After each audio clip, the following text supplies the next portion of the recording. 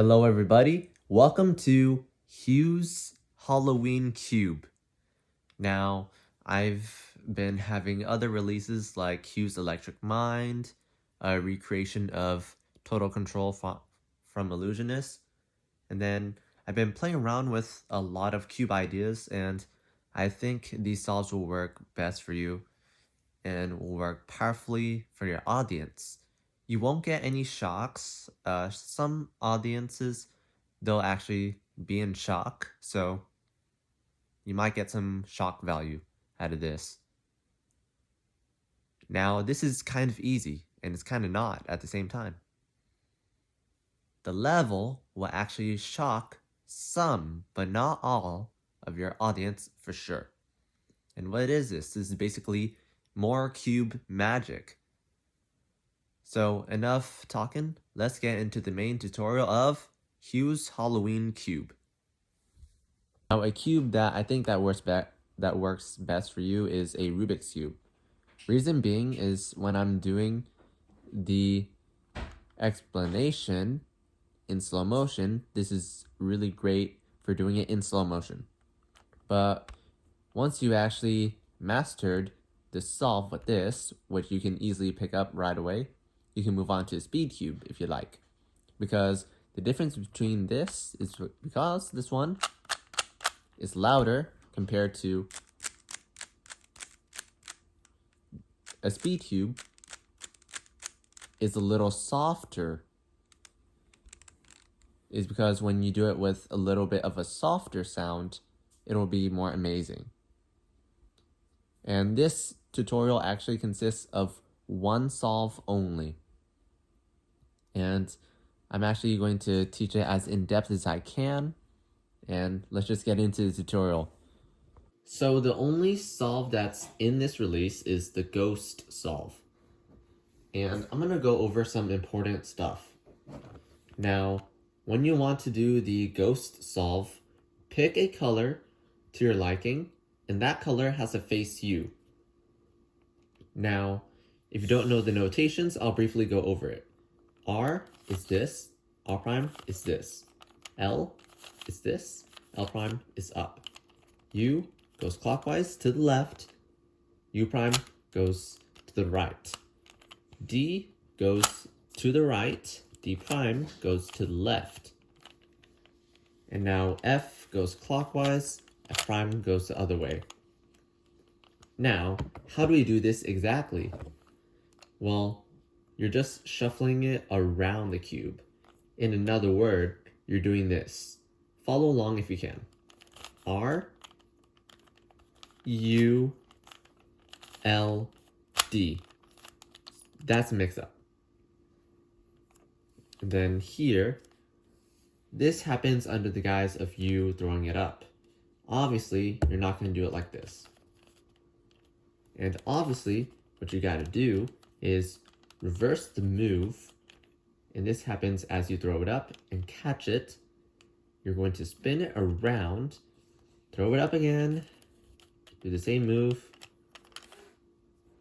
and go up again, do the same move, and finally, you can actually tell them that's a solved, wait, and then you can give that to the spectator to do the last move, and then they can give you the cube.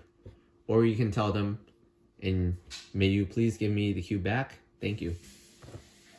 Now, there's a variation, and that variation is going to be covered in the next part. This is the explanation for the ghost solve.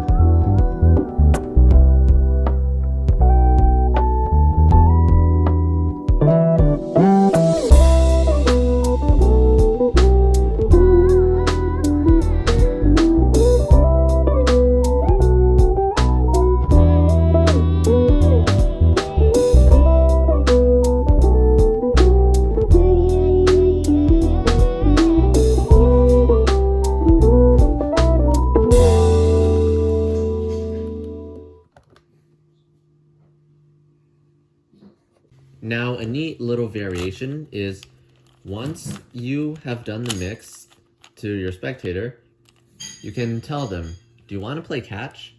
And then as they say yes, you're going to throw it. And as you throw it, you're going to tell them to catch. And as they catch it, a ghost supposedly is going to solve it. So you toss it to them, and at the same time, you're going to reverse the move. And the spectator sees nothing. They throw it back to you. At this point, you're playing catch, and you're repeating the same action as you are. And do it again. And when it comes to this point right here, whereas it's just the last turn, you can tell them, or you can ask them, may you do the last move on the cube. And if they see it, they're just going to do this. So that's a little neat variation you can do. Here's a part that I think will be important for you. So some key facts is that once you've done the mix and you show all sides, you can do any false shuffles you want. You want to spin like that. And when you're throwing it up, you're doing it simultaneously. You're doing it like this, and then throwing it up, and then you spin it around. This must be done continuously as you throw it up and catch it. Throw it up, and then you reverse the move, and then the last move can be done by you or the spectator. Because if you do it like this, really slow, it's not going to look good. So make sure at all times to continuously do this. Another option you can do is with this up and down motion, kind of like a shake solve, and then to the last one. Now the last part is obvious, but just let the spectator see the visuals. Now here are some pattern ideas. Now you can tell your spectator, you're going to introduce a cube solved at first, and you're going to tell them, did you know that a ghost can actually solve a cube? Don't believe me? They can literally catch it in mid-air or turn it in mid-air, and it slowly solves itself, and there's going to be one move left to do, which is that one move. Or you can say, do you know ghosts actually exist and that they can solve a cube quicker than your eyes? Now, these are a few pattern lines that you can do and apply with your cube routine. And pretty much those are the ones that I've been thinking of that you can use in your routines. Pretty much play around with your thinking, and pretty much you can use my solve along with Cube 3 by Stephen Brundage or Crazy Sam Solve by Sam Huang. So that's pretty much the key details and the pattern for the Go Solve. Let me show you an application. Now, this is great for doing it in the dark. A variation will be pretty much going up, and as you go up, and as you solve it using the ghost solve, you're going to go up and down, and you're going to shine to the color, spreading slowly, and then you do it repetitively,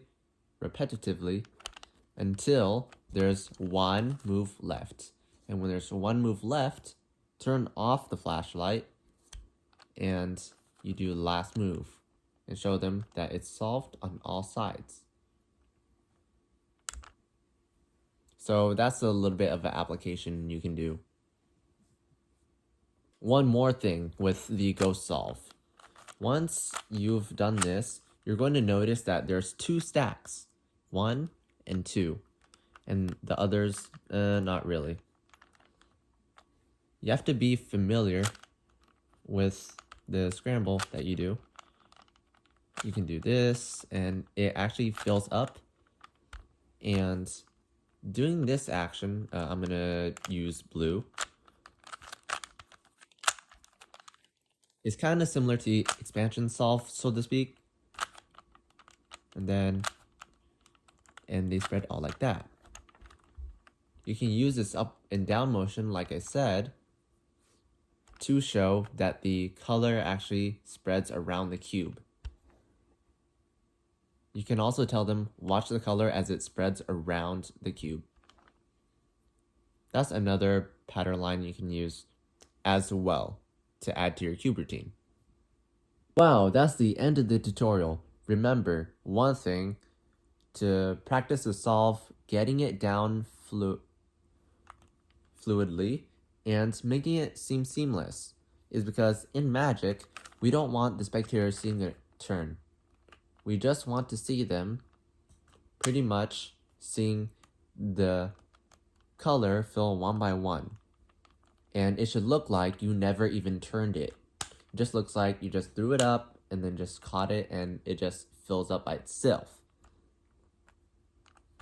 And practice the smoothness of it, and you can get it down really fast.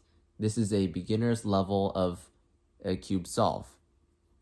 This is a little bit perfect for Halloween. You can have it shuffled beforehand and show them the cube as the before result. Then the after result could be this, this, this, and then this as a final move you can do. And now, I think that's pretty much I gotta say. This is Hugh Long, and see you next time. Peace.